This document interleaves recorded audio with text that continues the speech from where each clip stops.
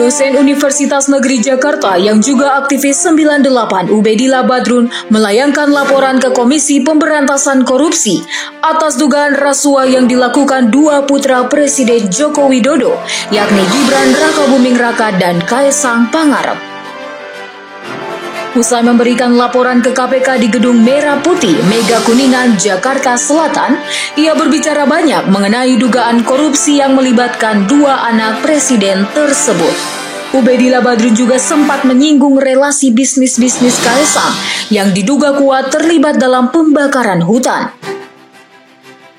Ia mengaku laporan dugaan korupsi ini berawal dari perkara pembakaran hutan yang dilakukan PT SM. Perusahaan tersebut sudah dinyatakan bersalah sejak 2015, lalu dituntut oleh Kementerian Lingkungan Hidup dengan nilai 7,9 triliun rupiah.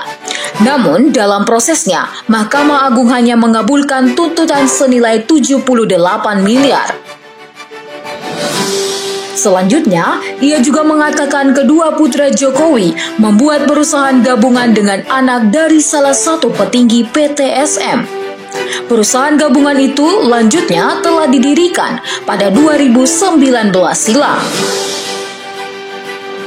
Usai membuat perusahaan gabungan, ia mengatakan Gibran dan Kaesang menerima suntikan dana dari PT SM dan suntikan dana bernilai fantastis itu diberikan dalam 2 tahap. Usai menerima suntikan dana yang kedua, tiba-tiba memborong saham di sebuah perusahaan dengan nilai yang cukup fantastis. Aksi Kaesang memborong saham itu sempat menjadi perbincangan publik belum lama ini. Adanya kejadian tersebut menjadi tanda tanya besar.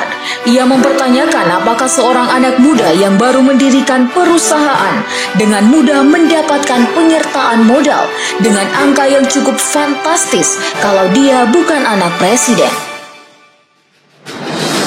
Komisi Pemberantasan Korupsi berjanji akan menindaklanjuti dugaan kasus korupsi yang menyeret dua putra Presiden Joko Widodo. Pelaksana tugas bidang penindakan KPK, Ali Fikri, mengatakan pihaknya telah menerima laporan yang dilayangkan Ubedillah.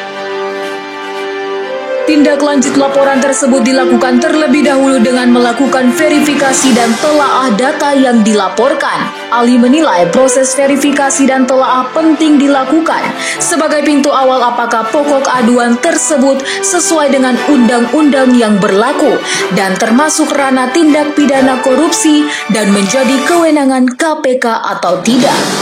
KPK juga secara proaktif akan menelusuri dan melakukan pengumpulan berbagai keterangan dan informasi tambahan untuk melengkapi aduan yang dilaporkan.